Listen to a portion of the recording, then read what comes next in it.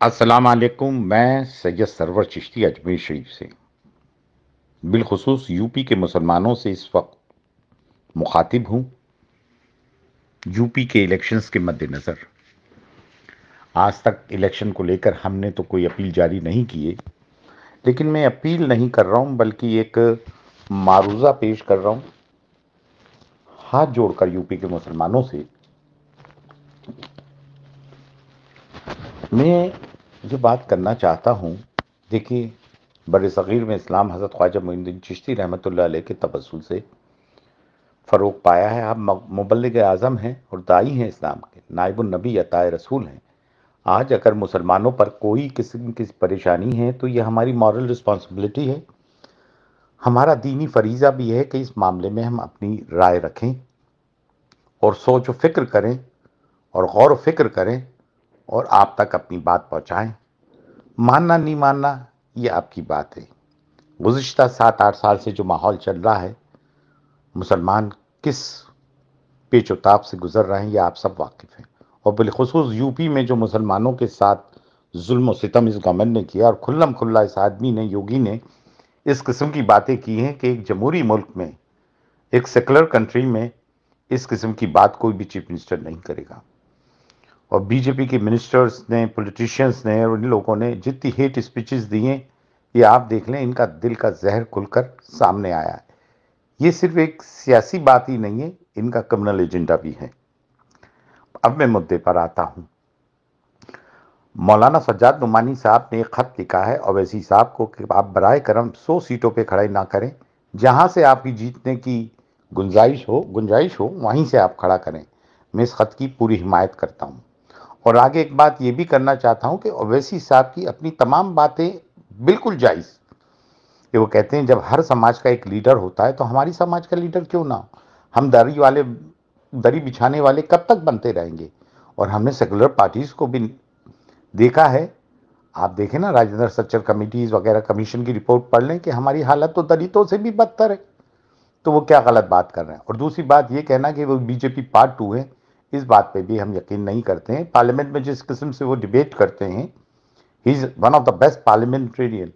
ठीक है, कोई भी anti Muslim, anti minority, anti किसान, एंटी दलित एक्ट होता है, उसकी वो भरपूर मुखालिफत करते हैं मुसलमानों। और आप फिर उनको बीजेपी पार्ट 2 कहते हैं। पिछले इलेक्शंस में यूपी में जो बीजेपी को भरपूर हिमायत मिली और एब्सोल्यूट मेजॉरिटी मिली, तब तो कोई अवैसी साहब ने कैंडिडेट खड़े नहीं किए थे। लास्ट 2 लोकसभा इलेक्शंस में भी कोई अवैसी साहब के कैंडिडेट खड़े नहीं हुए थे। फिर बीजेपी कैसे जीती। ये क्या मुसलमानों पे ही बर्डन है क्या, बीजेपी को नहीं जिताओ, बीजेपी को हराओ? बाकी सेकुलर हिंदूज पे ही बर्डन नहीं है क्या? लेकिन मैं अवैसी साहब से एक बात कहना चाहता हूं कि जो इस वक्त सूरत हाल है वो ये है कि आप 100 जगहों पे टिकट बराए करम ना दें। ये हम मारूजा पेश कर रहे हैं आपकी खिदमत में, एक हम्बल सबमिशन है, ऐसा ना करें। और मुसलमानों से भी एक दरख्वास्त है कि जहां पर आप ये देखें कि ओवैसी साहब का कैंडिडेट अगर 101% जीतने की क्षमता रखता है तो सब में पहले उस कैंडिडेट को वोट दें, सब में पहले उस कैंडिडेट। और अगर ये देखें कि अवैसी साहब का कैंडिडेट नहीं जीत सकता है तो फिर उस कैंडिडेट को वोट ना दें, उस कैंडिडेट को वोट दें जो बीजेपी को हराने की ताकत रखता हो। वैसे तो ये मायावती हो, कांग्रेस, बीएसपी हो, समाजवादी पार्टी हो, कांग्रेस हो, इन सबको आजमाया है हमने। क्या पिछले मुरादाबाद के दंगों को हम भूल गए? समाजवादी पार्टी का क्या रोल रहा था? मुलायम सिंह यादव जी भागवत के साथ किस तरह से बैठते हैं, नरेंद्र मोदी को आशीर्वाद देते हैं फिर से पीएम बनने का। मायावती किस तरह से डॉस देके 2 बार बीजेपी के साथ कोalition गवर्नमेंट फॉर्म की।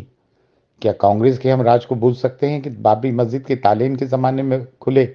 भिवंडी, भीगलपुर, मलियाना, आसाम, नीली, ये सब रॉयट्स के हम भूल गए? हम कतई तौर से नहीं भूले। लेकिन देखना ये कि बीजेपी और उसके मुकाबले में लेसर ईविल कौन है। ईविल्स तो ये सब है हमारे लिए, लेकिन लेसर ईविल कौन है? इस वक्त का तकाजा यूपी के इलेक्शंस का ये है कि समाजवादी को पार्टी को वोट दिए जाएं, लेकिन जहां पर अवैसी साहब का कैंडिडेट 100% जीत रहा हो तो फर्स्ट प्रेफरेंस उसको दी जाए। और उसके बाद अगर कोई कैंडिडेट बीजेपी को हराने में, अगर बीएसपी का वो कैंडिडेट है या समाजवादी का पार्टी का कैंडिडेट है या कांग्रेस का कैंडिडेट अगर वो सब में ताकतवर उस इलाके का कैंडिडेट है, उस कॉन्स्टिट्यूंसी का, जो बीजेपी को हरा सकता है, तो उसे वोट दें।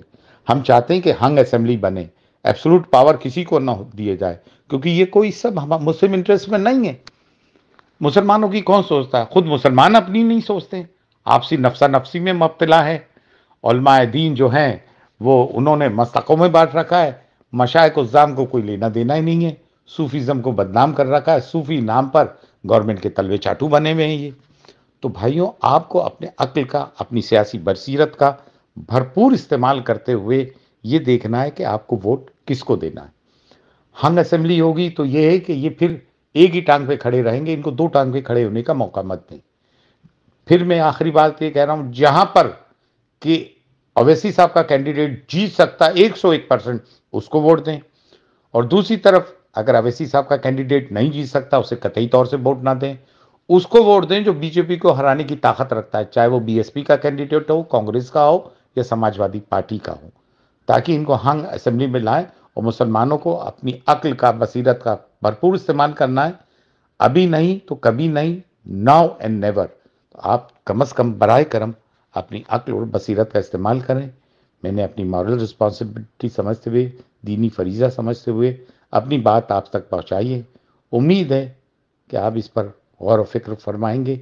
सैयद सरवर चिश्ती, खादिम ख्वाजा, अजमेर शरीफ, फ़ी अमानिल्लाह। अल्लाह हाफ़िज़।